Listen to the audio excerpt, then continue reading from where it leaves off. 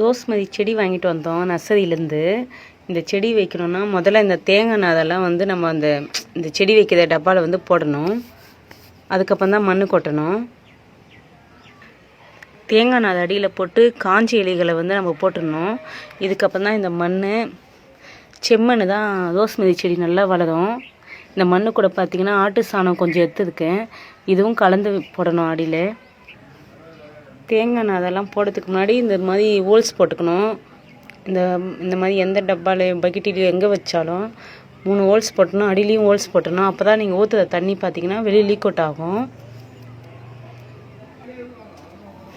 நர்சரியில் வாங்குற இந்த கவரை இந்த வேது அடிப்படாமல் இந்த தனியாக எடுத்துக்கணும் இந்த கவரை. ஏன்னா வேது அடிப்பட்டால் இந்த செடி வந்து நல்லா வராது.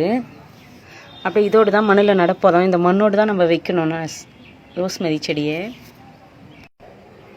செடி இதில் வச்சிட்டோம். இந்த ரோஸ்மெரி செடிக்கு பார்த்திங்கன்னா 2 நாளைக்கு ஒரு டைம் தான் தண்ணி ஊற்றணும். இந்த மண்ணெல்லாம் நல்லா காஞ்சதுக்கு தான் தண்ணி ஊற்றணும். ஈரமாக அதுக்கு சொல்ல தண்ணி ஊற்றாதீங்க, இந்த செடி சரியாக வராது. நல்லா ட்ரை ஆன பிறகு தண்ணி ஊற்றணும். இந்த செடிக்கு முடி வளர்ச்சி நல்லா தூண்டும். இந்த ரோஸ்மெரி நல்ல ஸ்மெல்லு வரும், முடி கொட்டாது இது எண்ணெயில் போட்டு யூஸ் பண்ணாக்கா.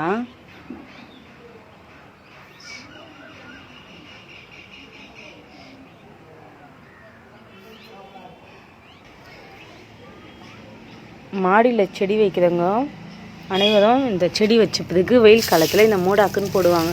மூடாக்குன்னு சொல்லுவாங்க. இதை காஞ்ச இலைகளை வந்து நம்ம இதை போட்டு வச்சுட்டாக்கா காகித வெயிலுக்கு தண்ணியெல்லாம் அவ்வளோ இழுக்காது, மண்ணும் ஈரமாக இருக்கும். 2 நாள் தண்ணி ஊற்றலனாலும் பிரச்சனை இல்லை. இந்த மாதிரி காஞ்ச இலையை வந்து இதை போட்டு வச்சுடுங்க.